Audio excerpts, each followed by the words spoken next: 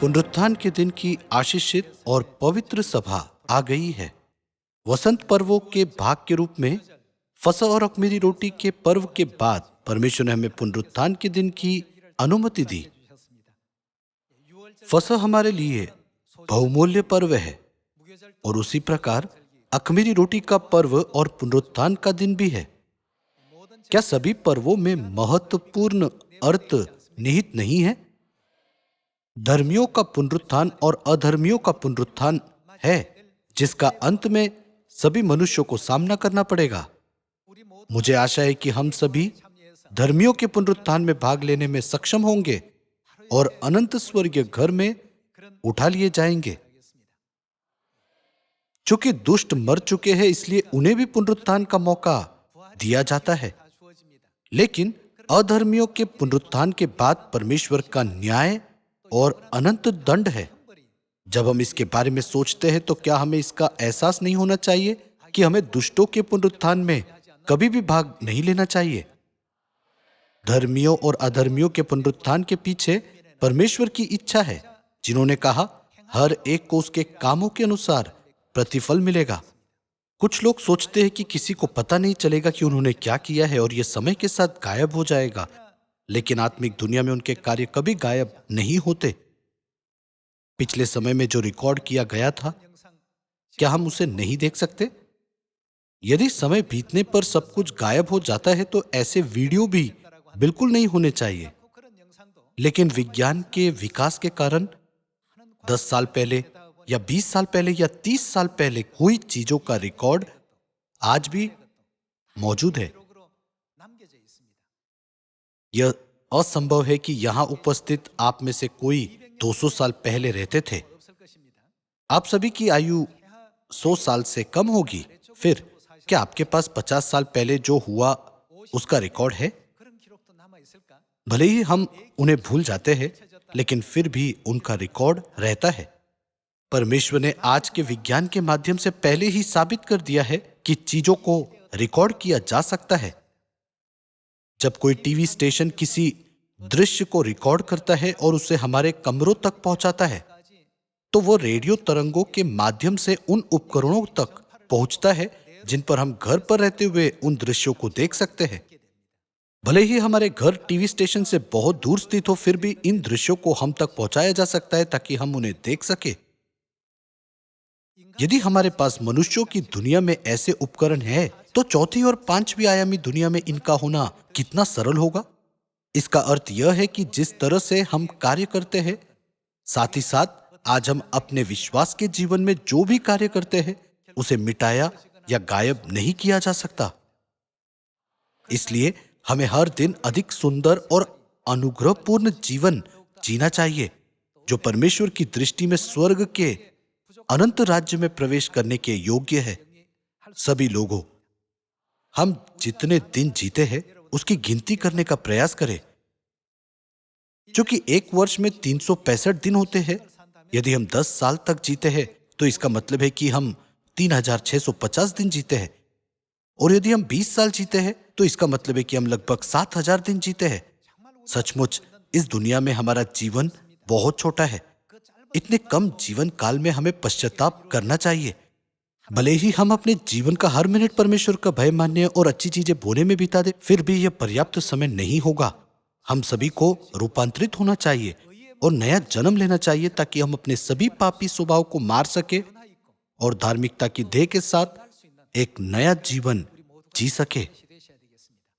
धर्मियों के पुनरुत्थान और अधर्मियों के पुनरुत्थान का मामला बाइबल की 66 पुस्तकों में लिखी शिक्षा है। यह सत्य की मूल शिक्षाओं में से एक थी, जिसे प्रथम चर्च के समय में चर्च ऑफ गॉड ने हमेशा बताया था। यही कारण है कि प्रथम चर्च के संतों ने भी एक दूसरे को धर्मियों के पुनरुत्थान में भाग लेने के लिए प्रोत्साहित किया, न कि अधर्मियों के पुनरुत्थान में। मूसा ने पाप के क्षणिक सुखों को नहीं चुना, बल्कि उसने जीवन का सही मार्ग चुना। भले ही वह एक ऐसा मार्ग था जिसके कारण उसे परमेश्वर के लोगों के साथ साथ कष्ट उठाना पड़ा। सही मार्ग पर चलते हुए उसे क्षणिक शारीरिक पीड़ा का सामना करना पड़ा। एसाव जैसे लोगों ने इस जीवन के अस्थायी सुख और मनोरंजन के लिए जो अनंत है, उसे त्याग दिया। लेकिन विश्वास के कई पूर्वज थे जिन्होंने एसाव के जीवन से विपरीत अपना जीवन व्यतीत किया था। वे बाइबल में दर्ज किए गए हैं, भले ही वे हजारों साल पहले रहते थे। रोमियो 15 के अनुसार उनके जीवन के बारे में बाइबल में क्यों लिखा गया है? जितनी बातें लिखी गई वे हमारी ही शिक्षा के लिए है। क्या हम ये नहीं देख रहे कि 3500 साल पहले लोग कैसे रहते थे, जबकि 3500 साल पहले ही बीत चुके हैं? फिर क्या आपको नहीं लगता कि सैकड़ों साल पहले हुई घटनाओं को स्वर्ग के राज्य में देखा जा सकता है, जो कि परमेश्वर हर एक को उसके कार्यों के अनुसार प्रतिफल देंगे? मुझे आशा है कि इस वर्ष का पुनरुत्थान का दिन एक अनुग्रहपूर्ण और सार्थक दिन होगा, जो हमें कभी भी अधर्मियों के पुनरुत्थान में नहीं बल्कि धर्मियों के पुनरुत्थान में भाग लेने के लिए मार्गदर्शित करेगा। आइए प्रेरितों की पुस्तक अध्याय 24 पर जाए। प्रेरित पौलुस के विरुद्ध आरोप हाकिम के पास लाए गए। आरोप लगाए जाने के बाद प्रेरित पौलुस ने हाकिम के सामने अपने विश्वास के बारे में बताया। आइए प्रेरितों अध्याय 24 आयत 15 पढ़े। और परमेश्वर से आशा रखता हूं, जो वे आप भी रखते हैं, कि धर्मी और अधर्मी दोनों का क्या होगा? जी उठना होगा। इससे मैं आप भी यत्न करता हूं कि परमेश्वर की और मनुष्यों की ओर मेरा विवेक सदा निर्दोष रहे, क्योंकि वह जानता था कि एक गलती से भी वह अधर्मियों के पुनरुत्थान में शामिल हो सकता है। उसने अपने आसपास के लोगों के लिए उदाहरण बनते हुए हमेशा परमेश्वर की दृष्टि में एक न्यायोचित, ईमानदार और धर्मी जीवन जीने के लिए हर संभव प्रयास किया।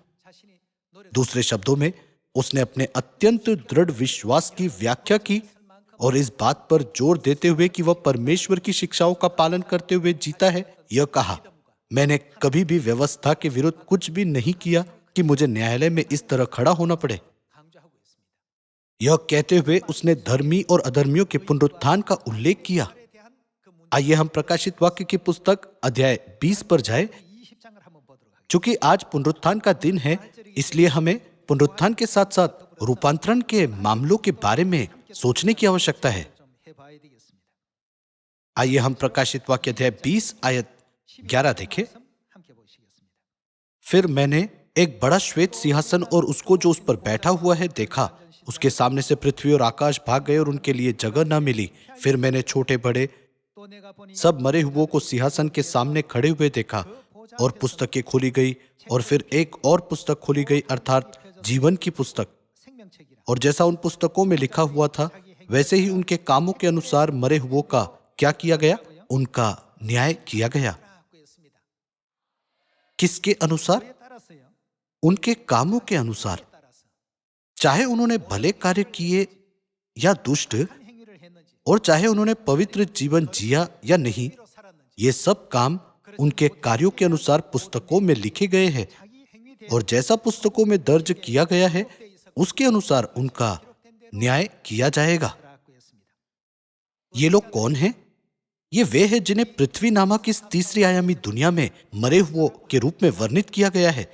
जब यह कहता है मरे हुओं का न्याय किया जाएगा, इसका अर्थ है कि जो लोग अधर्मियों के पुनरुत्थान में भाग लेते हैं, उनका न्याय परमेश्वर द्वारा तब किया जाएगा जब धर्मी और अधर्मी दोनों का पुनरुत्थान होगा।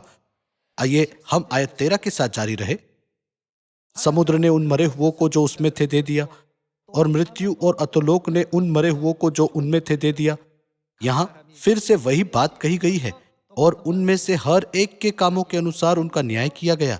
प्रत्येक व्यक्ति का उसके कामों के अनुसार न्याय किया गया। इसलिए हम सभी को धर्मियों के पुनरुत्थान में भाग लेने में सक्षम होना चाहिए, जिसे परमेश्वर ने हमारे लिए तैयार किया है, और अनंत स्वर्ग के राज्य को विरासत में प्राप्त करना चाहिए। न्याय से पहले होने वाली घटना पुनरुत्थान है। क्या पुनरुत्थान का दिन उस दिन को स्मरण करने का दिन नहीं जब यीशु मसीह अपनी मृत्यु के तीसरे दिन मृतकों में से जी उठे थे? यीशु के मरे हुओं में से जी उठने के बाद वह उस स्थान पर गए जहां चेले इकट्ठे थे। यीशु के पुनरुत्थान के बाद थोमा ने कहा, मैं अब भी यीशु के पुनरुत्थान पर विश्वास नहीं कर सकता। ऐसा इसलिए था क्योंकि यीशु को पहले ही क्रूस पर चढ़ाया जा चुका था और आमतौर पर यह माना जाता था कि जो लोग यीशु पर विश्वास करते हैं उन्हें भी क्रूस पर चढ़ाया जाएगा।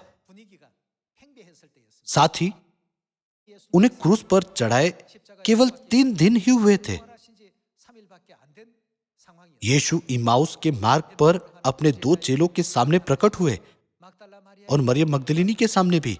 थोमा ने इसके बारे में सुना था, लेकिन उसने कहा, मैं अब भी इस पर विश्वास नहीं कर सकता। क्या आपको यकीन है कि आप गलत नहीं हैं? इस समाचार पर थोमा की यह प्रतिक्रिया थी। उस दिन थोमा भी उस स्थान में था जहां चेले इकट्ठा हुए थे। सभी द्वार बंद थे, लेकिन अचानक यीशु उनके सामने प्रकट हुए। चेले डर गए। यीशु वहां प्रकट हुए जहां अन्य लोगों को प्रवेश करने से रोकने के लिए एक गुप्त सभा आयोजित की जा रही थी। इस समय हम इस तीसरी आयामी दुनिया में समय और स्थान से प्रतिबंधित है, लेकिन अगर हमारा यीशु की तरह पुनरुत्थान और रूपांतरण होता है तो हम ऐसे शरीर में बदल जाएंगे जो तीसरी आयामी दुनिया के साथ साथ चौथी आयामी दुनिया की भी यात्रा कर सकता है। यीशु अचानक प्रकट हुए जबकि चेले सभी द्वारों को बंद करके इकट्ठा हुए थे। 2 चेले जो इमाउस के मार्ग पर थे, उन्होंने यीशु को नहीं पहचाना, भले ही उन्होंने यीशु को देखा था। अगर उन्हें आखिरी बार यीशु को देखे हुए 30 या 40 साल हो गए होते तो भी यह समझा जा सकता था, लेकिन अभी 3 दिन ही हुए थे। उन्होंने पहले तो उन्हें नहीं पहचाना, लेकिन उसके बाद जब यीशु ने रोटी तोड़ी और उन्हें दी तो उनकी आत्मिक आंखें खुल गई और उन्होंने यीशु को पहचाना।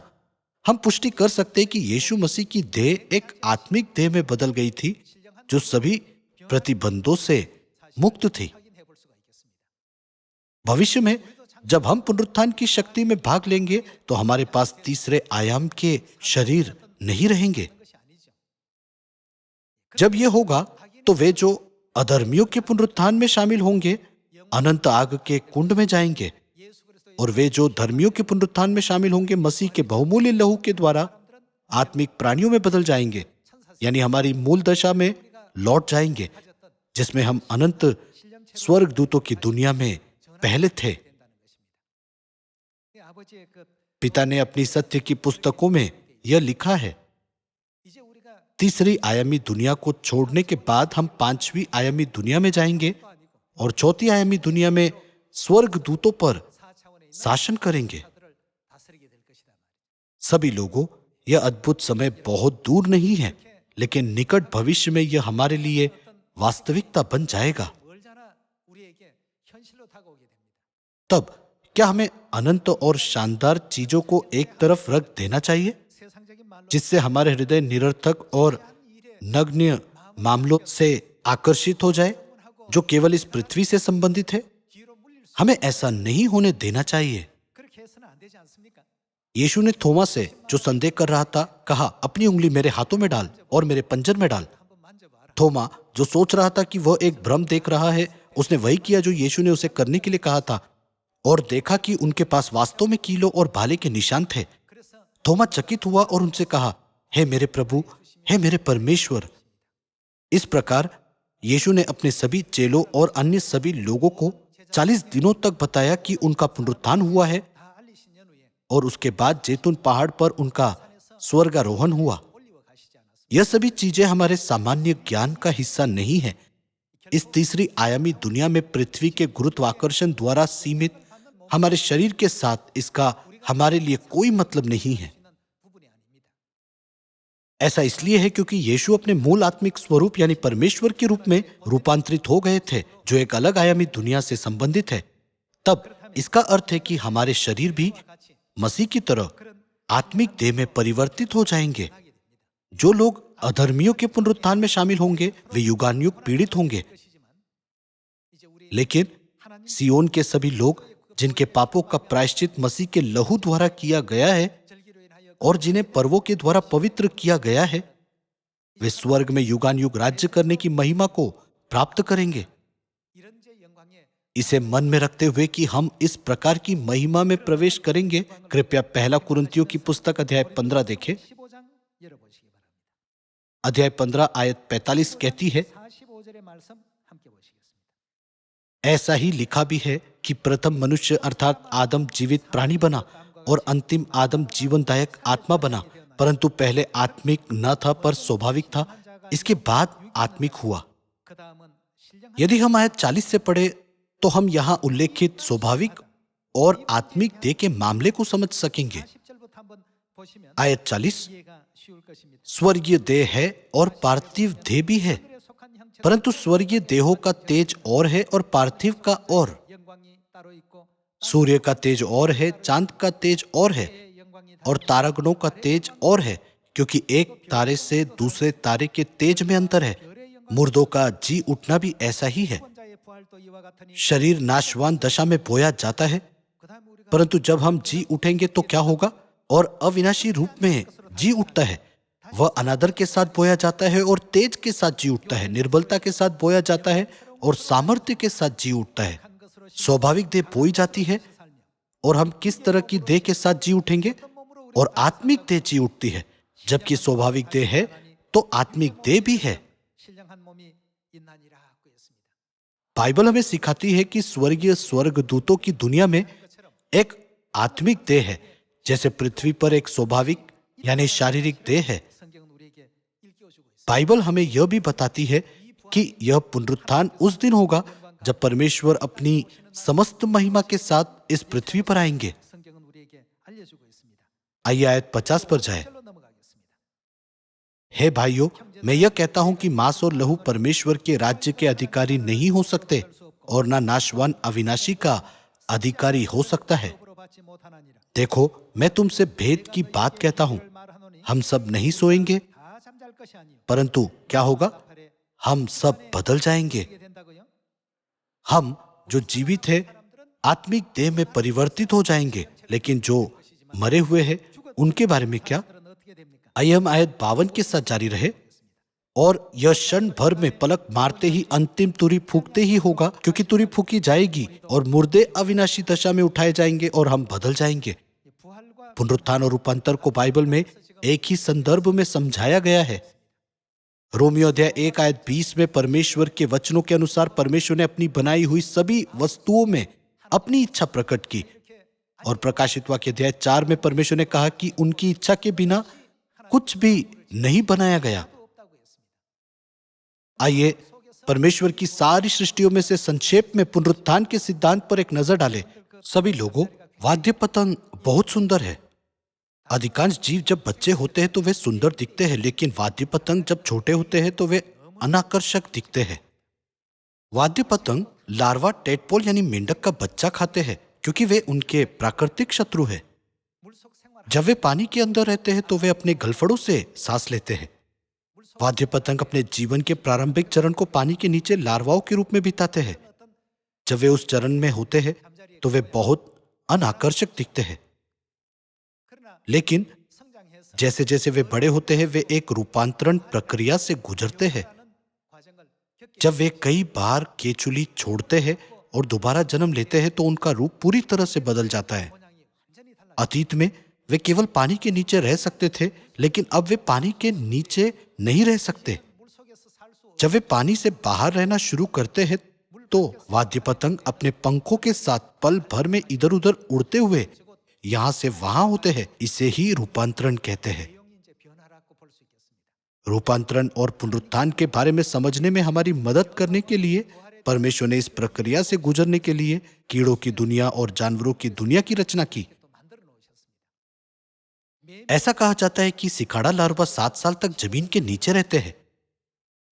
वे बदसूरत और मोटे सिकाड़ा लार्वा काली मिर्च के खेत जैसी जमीन के नीचे पाए जा सकते हैं। सिकाड़ा लार्वा 7 साल तक ऐसे ही जीवित रहते हैं, लेकिन 7 साल बाद जब वे अपनी खाल को उतारते हैं तो उनके शरीर पूरी तरह से बदल जाते हैं। जैसे वे पहले दिखते थे वे अब वैसे नहीं दिखते। उनका रूप पूरी तरह से बदल जाता है और उनकी जीवन शैली और रहने का स्थान भी बदल जाता है। पहले वे जमीन में दबे रहते थे, लेकिन वयस्क कीड़े बनने के बाद उनका नया घर आकाश बन जाता है। पहला कुरिन्थियों की पुस्तक अध्याय 15 में परमेश्वर पुनरुत्थान और रूपांतरण के अर्थ को बताते हैं। यह लिखा है, मुर्दे जी उठेंगे और हम जो जीवित रहेंगे बदल जाएंगे।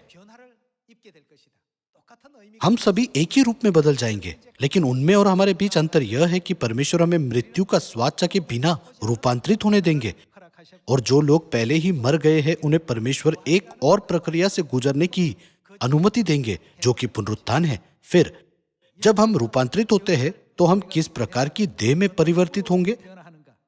आइए हम फिर से आयत 51 पढ़े।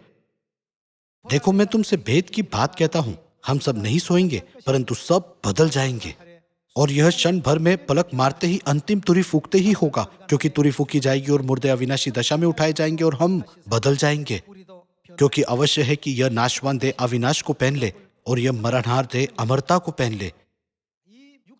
हमारी देह नाशवान है, लेकिन अंतिम क्षण में जब परमेश्वर हमारा पुनरुत्थान और रूपांतरण होने की अनुमति देंगे, हम सचमुच अपनी नाशवान देह से अविनाशी आत्मिक देह में बदल जाएंगे,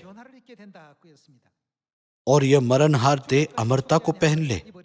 आइए आयत 54 पर जाए। और जब यह नाशवान अविनाश को पहन लेगा और यह मरणहार अमरता को पहन लेगा, तब वह वचन जो लिखा है पूरा हो जाएगा, जय ने मृत्यु को निगल लिया। हे मृत्यु, तेरी जय कहाँ रही? हे मृत्यु, तेरा डंक कहाँ रहा? मृत्यु का डंक पाप है और पाप का बल व्यवस्था है, परंतु परमेश्वर का धन्यवाद हो जो हमारे प्रभु यीशु मसीह के द्वारा हमें जयवंत करता है। इसलिए है मेरे प्रिय भाइयों, दृढ़ और अटल रहो और प्रभु के काम में सर्वदा बढ़ते जाओ, क्योंकि यह जानते हो कि तुम्हारा परिश्रम प्रभु में व्यर्थ नहीं है। यह कहता है कि मरणहार अमरता को पहन लेगा और नाशवान अविनाश को पहन लेगा। यह एक पवित्र शिक्षा है जिसका परमेश्वर ने उन संतों से वादा किया है जिनका रूपांतरण और पुनरुत्थान होगा। हम निकट भविष्य में ऐसी महिमा में प्रवेश करेंगे। सिकाड़ा लार्वा वयस्क सिकाड़ा में बदल जाते हैं। पहले वाद्य पतंग लार्वा पानी में रहते हैं, लेकिन जब वे बड़े हो जाते हैं तो वे ऐसी देह में बदल जाते हैं जिसके साथ वे उत्तर दक्षिण पूर्व पश्चिम में जा सकते हैं और एक पल में स्वतंत्र रूप से उड़ सकते हैं। चूंकि हमने आज पुनरुत्थान में निहित परमेश्वर की प्रतिज्ञा के बारे में अध्ययन किया है, आइए हम अपने हृदयों पर अंकित करें कि हमें कभी भी अधर्मियों के पुनरुत्थान में भाग नहीं लेना चाहिए, बल्कि धर्मियों के पुनरुत्थान में भाग लेना चाहिए। आइए हम फिलिपियों की पुस्तक अध्याय 3 पर जाए। फिलिपियों अध्याय 3 आयत 20। पर हमारा स्वदेश स्वर्ग पर है और हम एक उद्धारकर्ता प्रभु यीशु मसीह के वहां से आने की बाट जो रहे हैं। वह अपनी शक्ति के उस प्रभाव के अनुसार जिसके द्वारा वह सब वस्तुओं को अपने वश में कर सकता है, हमारी दीनहीन देह अर्थात हमारी शारीरिक देह का रूप बदलकर अपनी महिमा की देह के अनुकूल बना देगा। इसका अर्थ है कि हमारी देह बदल जाएगी। सभी लोगों, यह क्षण बहुत निकट है। फिर हम ब्रह्मांड में क्या करेंगे? पिता ने अपनी पुस्तक स्वर्गदूतों की दुनिया से आए मेहमान में लिखा कि हम सीमित स्थान में बंद नहीं रहेंगे, बल्कि पूरे ब्रह्मांड में उत्तर दक्षिण पूर्व पश्चिम की स्वतंत्र रूप से यात्रा करेंगे, जो पिता और माता हमें देंगे, क्योंकि हम स्वतंत्र स्त्री की संतान है ना? हमें इस प्रतिज्ञा पर अपनी आशा कभी नहीं खोनी चाहिए। आइए पहला थिस्सलुनीकियों अध्याय 4 में भी जाकर देखें कि वह किस प्रकार का दिन होगा जब हम रूपांतरित होंगे।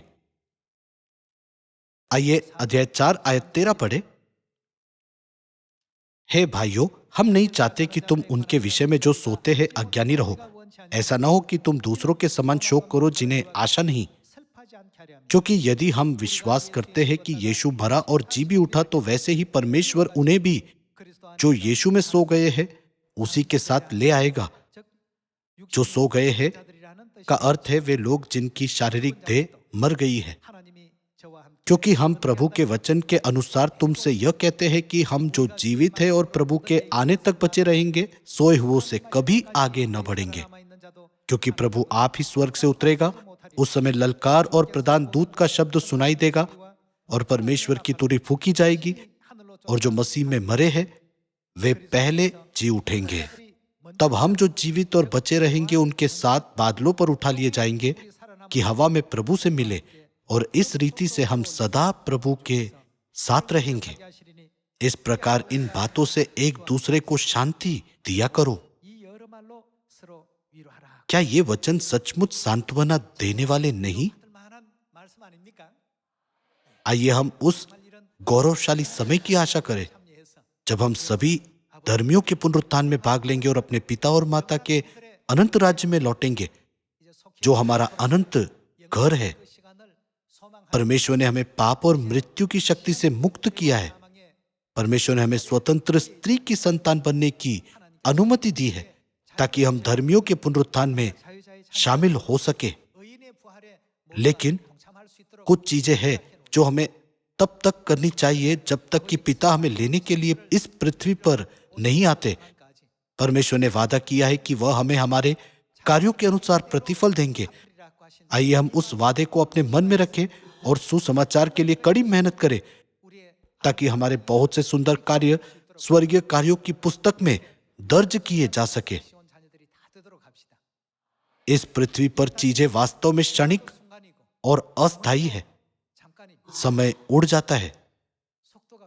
हम अक्सर सोचते हैं, क्या 10 साल बीत चुके हैं? क्या 20 साल पहले ही बीत चुके हैं? ऐसा लगता है जैसे कल ही की बात हो जब पिता का स्वर्गारोहण हुआ। यह बहुत आश्चर्यजनक है। यह झूठ जैसा लगता है।